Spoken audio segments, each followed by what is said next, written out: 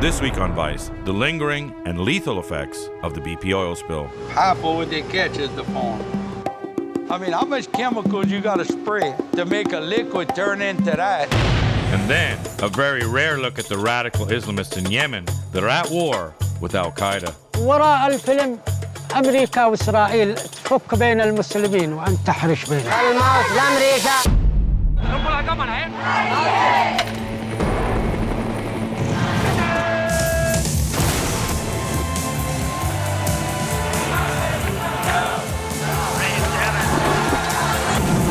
No wonder that when you drop weapons like this on people, with made in the US on the side, they become radicalized. You have fresh oil coming up. A lot of that oil has been corrupted by Corexit.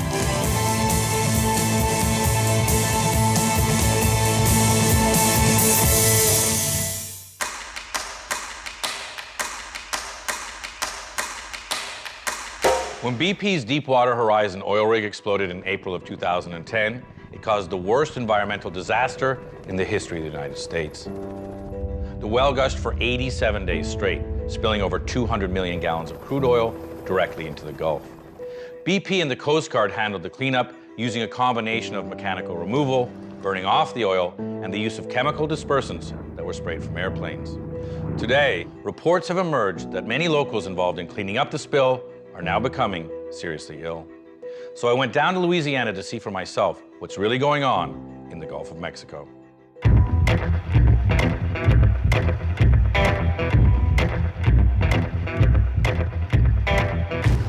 For many of the locals of Louisiana, not just their economy, but their whole way of life is based on the Gulf. So when the BP oil spill occurred, displacing thousands of people from their jobs in fishing or tourism, the community sprang into action and was on the front lines of the massive cleanup effort paid for by BP. These same local people and their families were the first to report mysterious medical issues that suddenly appeared during the cleanup effort that still affect them to this day.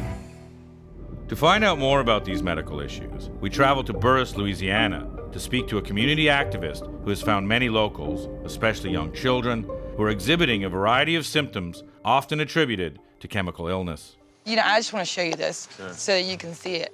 This is some of the blisters that people pop up within their eyes. This is a 5-year-old's face where he got splashed by the water. This is an 8-year-old that you see the bald spots all over his head. He's got a towel on him because every time he sleeps by my house, I wake up and he's in a puddle of blood. And this is a child that we're gonna go see. She's scarred from head to toe. Both of 10-year-old Laylee's grandparents were spill cleanup workers, and now, 4 years later, they suffer from skin and lung ailments they say they had never experienced before the spill. Since the oil spill, I'm on 3 inhalers. And this one right here, she started out with just a little sore here. And literally overnight, it overtook her face and she woke up and looked like she had been set on fire. Usually a lot worse than this. And are there other kids in your school that have rashes as well? Yeah. Now, BP told us that numerous controls were put in place to limit worker and public exposure. So we asked another cleanup worker, William Maurer, exactly what measures were taken to protect him during the spill cleanup. Did they issue you with protective clothing? Did they tell you about any of the... Nothing. How you see how I'm dressed right now is how I was every day. And now, not only is William suffering from rashes and respiratory issues, but his whole family continues to experience the same symptoms. These are all of our medicines. And none of them are working? Nothing works. None of this happened before the oil spill. Now, all of a sudden, we're all sick around the clock. We have balls popping up out the yin-yang. She had 23 all up on the front of her stomach. And did your children get boils before the spill? My kids didn't even know what a boil was. I'll show you a picture of my knee. Oh my goodness. I could have put my thumb in it. Sadly, though, these are not isolated incidents, because as local Dr. Michael Robichaud has found, they are widespread throughout the region. He has seen over 100 cases just like these and has an interesting theory as to their source. Let me tell you, I saw people from Florida, Alabama, Mississippi, and Louisiana. Everybody had identical symptoms. Everyone. And I abstracted all the symptoms that there were in the 113 people that I saw. It's either the dispersant or a combination of the dispersant plus the oil that causes the problems. Now, a lot of the symptoms have gotten worse with time. Some of the people we've treated have died, and others are going to die. Now, the dispersant Dr. Robichaud is referring to is called Corexit, and it was one of the dispersants that were used during the cleanup of the infamous Exxon Valdez oil spill in 1989. And marine toxicologist Dr. Ricky Ott was one of the first people on the scene during the Valdez spill and saw its effects firsthand. Corexit is definitely a poison by itself.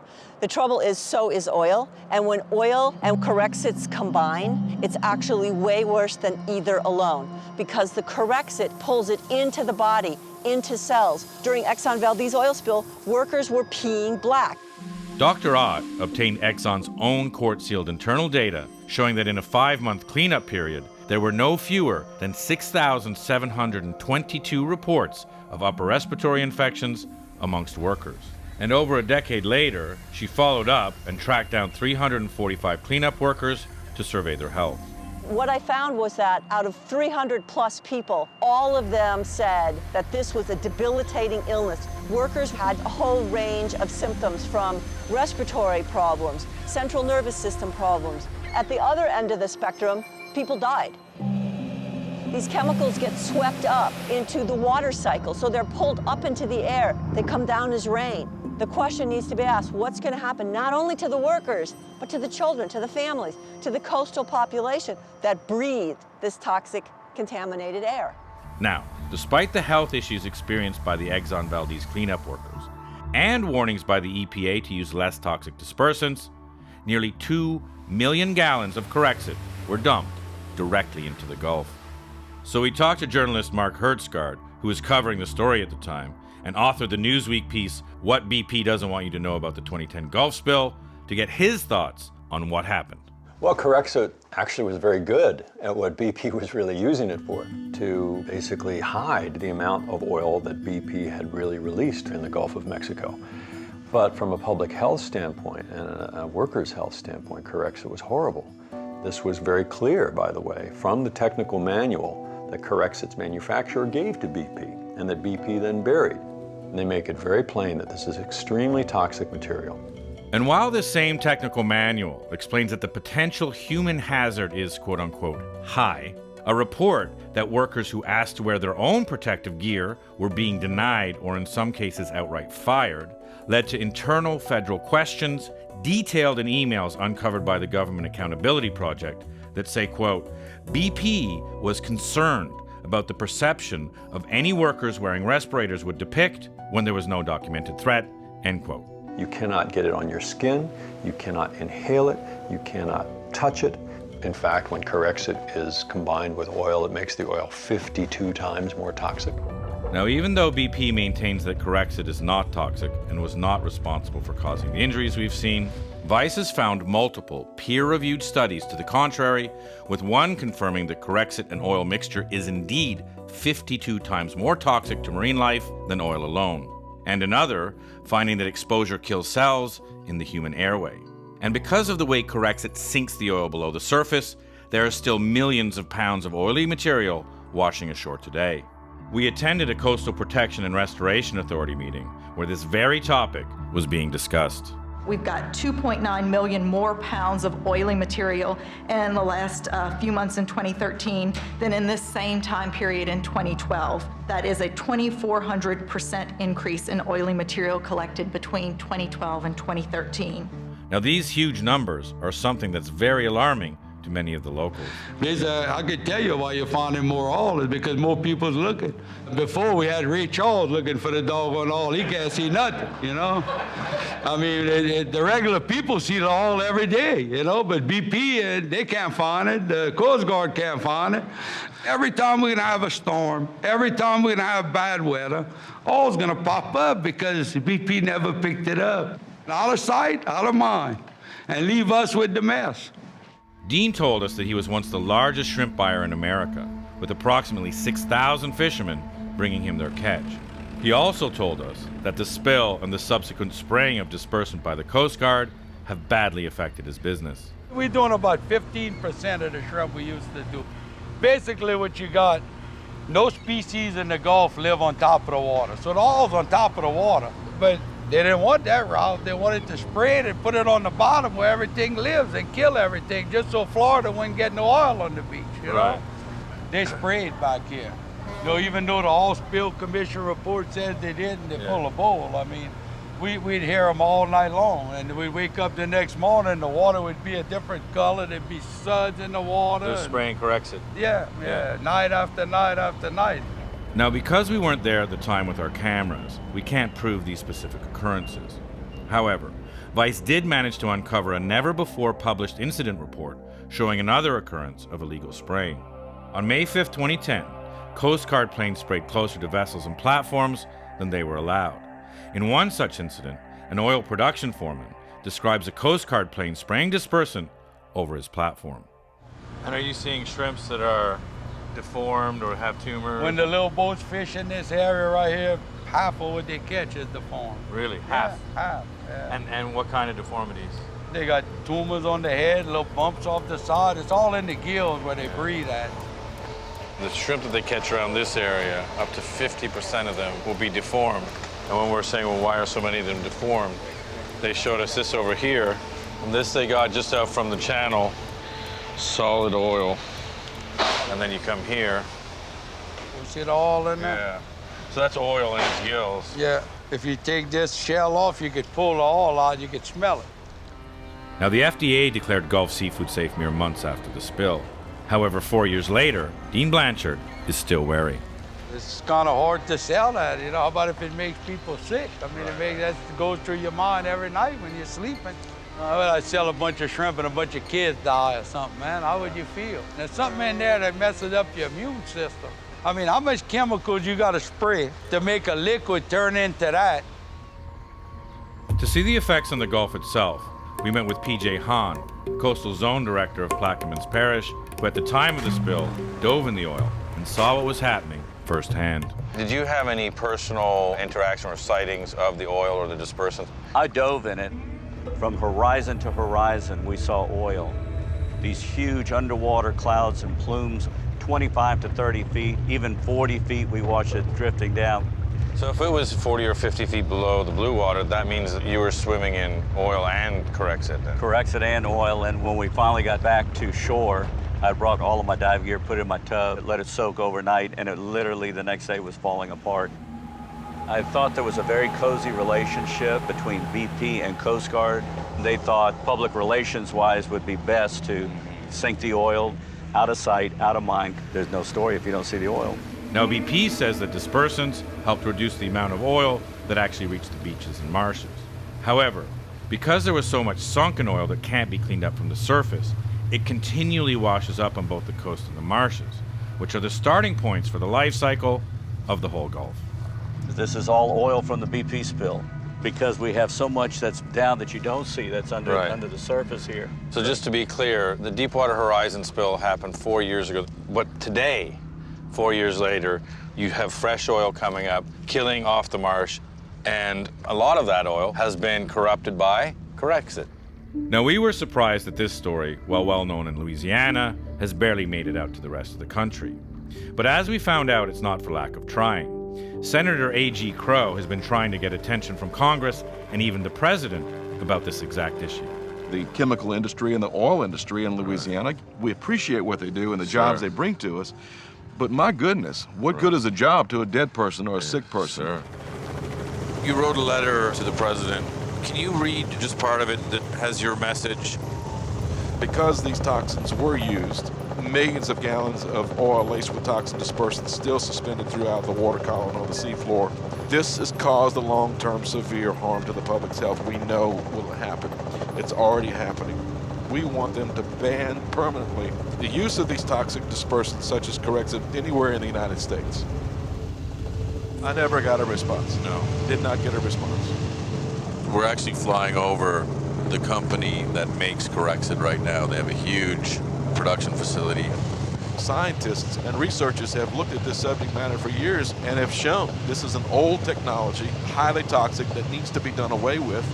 And around the world, and other countries use non-toxic bioremediation. Why don't we do that here? So it seems like a very sane, common sense solution. Why hasn't it been adopted? My best guess is political influence. Somebody's got a strong arm at the congressional level, at the level of Washington, and perhaps in some states. I don't know. I hate to say that. But the fact is, how can anybody put economics before lives and people's health? It's just unbelievable. BP declined to be interviewed on camera for this piece, but they did tell us that their, quote, use of dispersants will comply with the oil spill response decisions made by the appropriate authorities, end quote. In other words, they're going to continue to use Corexit as long as the government allows it. So we went to Washington, D.C. to find out exactly why, after discovering how toxic Corexit really is, that the government continues to allow it. We spoke to Representative Frank Pallone, a congressman well-versed on the subject. In the aftermath of the BP spill, there was a commission, a bipartisan commission that was set up to basically look into the lessons of the spill. And the commission made a number of recommendations to ban things like Corexit that are very toxic dispersants. The problem now is the Republican majority in the House refuses to bring up legislation that would ban these dispersants.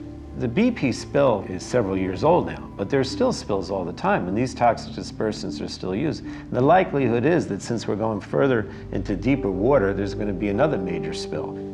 Nothing has occurred that would make it safer to drill in deep water or to make it any better to clean it up. Nothing. All the recommendations that were made by the bipartisan Congressional Commission after the BP spill, none were adopted. Now, we understand that BP is just a company and will continue to use whatever tools are available to it that are legal and economically viable. However, what's most dismaying about this story to me is that the American government, the very people who we elect and pay to protect us, seemingly, in this case, refuse to.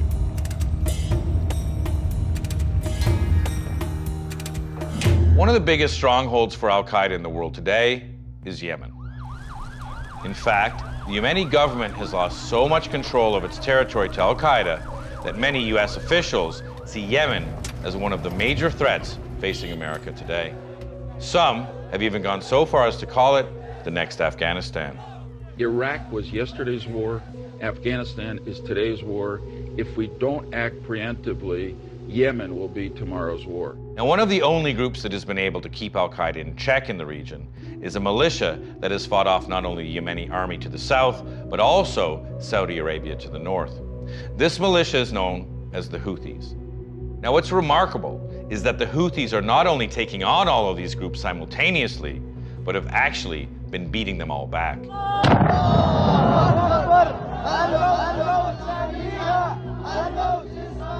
Now, we were wondering exactly what it takes to beat al-Qaeda on its own turf. So we sent Ben Anderson for a rare look inside the Houthi territory in Yemen to find out more about this elusive fighting force.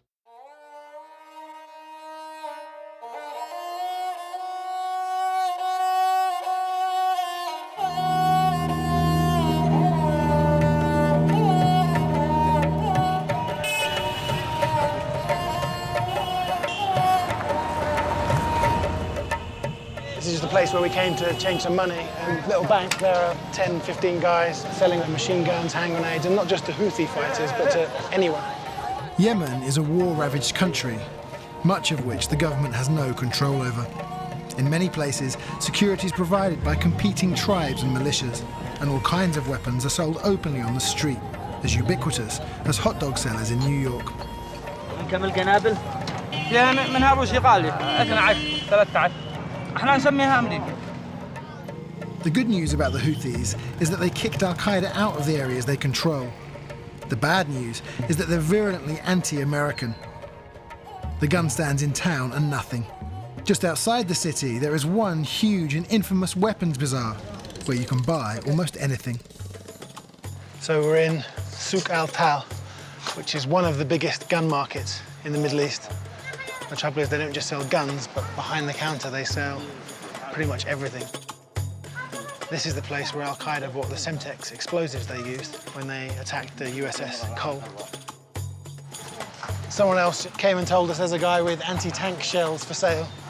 But as soon as he saw us, he closed his doors and locked them quickly.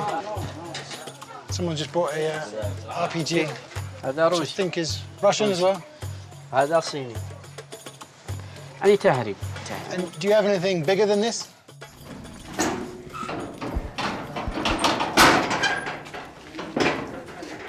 So it wasn't very difficult to just quickly find someone who'll open up one of the back stores, and for $30,000 you could buy this. روسي أضخم سلاح عندنا أمريكي. What's this for? Is this powerful enough to take down a helicopter? إحنا ما إحنا حرب. يعني إحنا بنبيع نشتري. And if I had $30,000 now, I could buy this and walk away? إحنا نبيع منا أي واحد في ذا السوق. These weapons markets help maintain the power of the Houthis, a movement that began in 2004 when its founder, Hussein al-Houthi, started making increasingly radical anti-government speeches. Yemen's then president, Ali Abdullah Saleh, aligned himself unconditionally with the US war on terror, angering much of its population. In 2004, the tensions eventually turned into war, with the government assault on the Houthi stronghold. After 3 months of fighting and as many as 1,000 deaths, Hussein al-Houthi was surrounded and under siege in a cave. Under the protection of the Houthis, we travelled up the mountains to see the actual location of this last stand. So we're driving through this beautiful mountain range where the Houthis managed to resist wave after wave of attack. We've got the Houthi revolutionary music playing.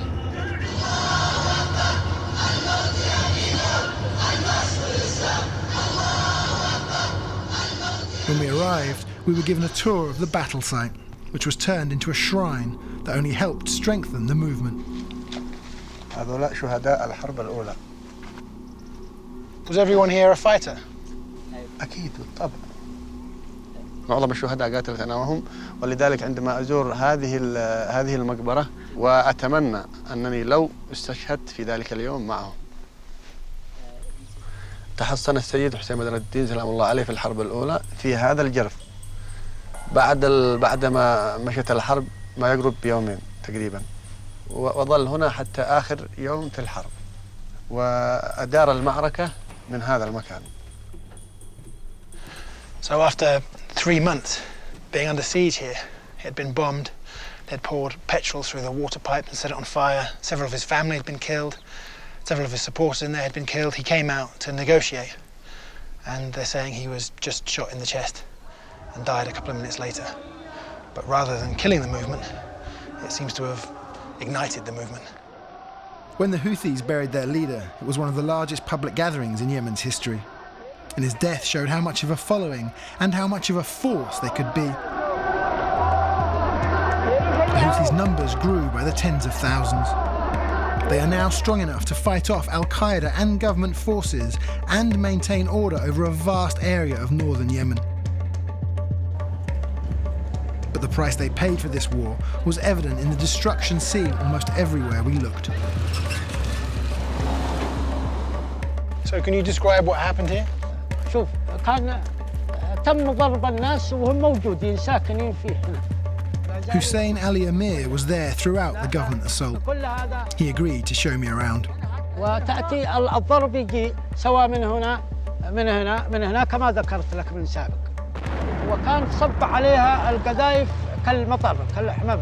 And were there fighters here or civilians? كانوا مواطنين عاديين وإنما اضطروا للمقاومة أو المدافعة بسبب من يعني دفاع عن النفس.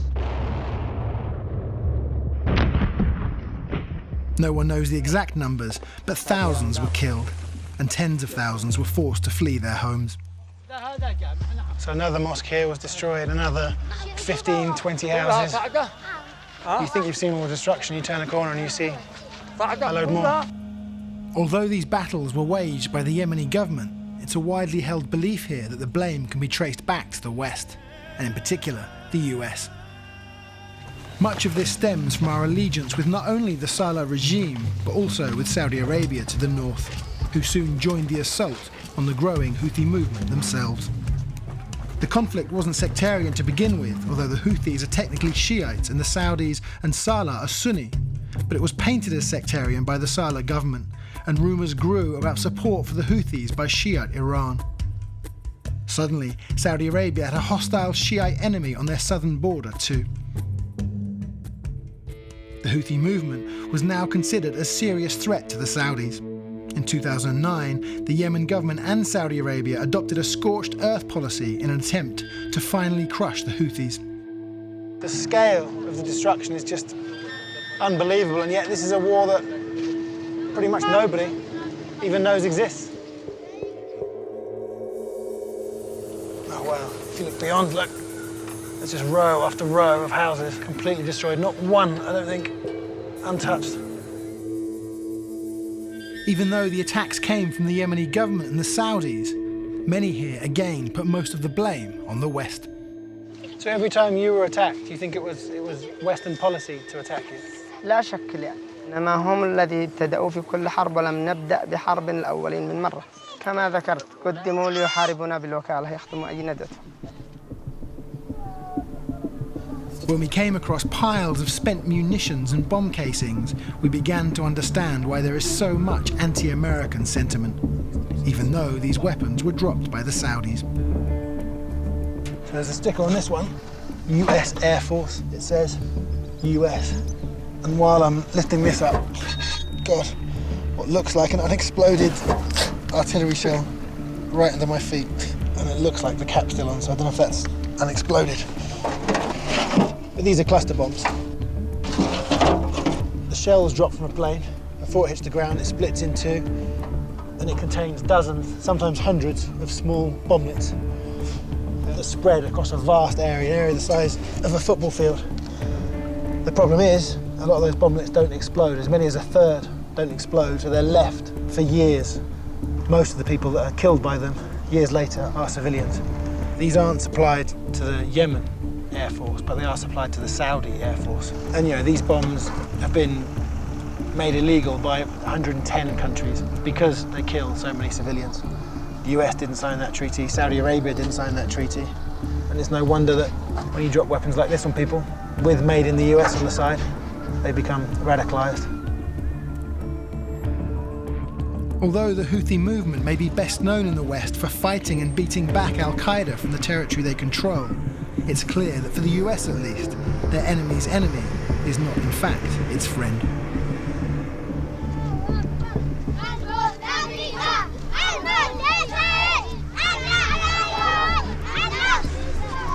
I think this is what scares so many people in Washington about Yemen, is that although these guys are enemies of Al-Qaeda, they're still raising their kids to chant death to America, death to Israel, damn the Jews, and victory for Islam. You can see why lots of people think Yemen will be the next failed state, which could be a launching ground for attacks against the West.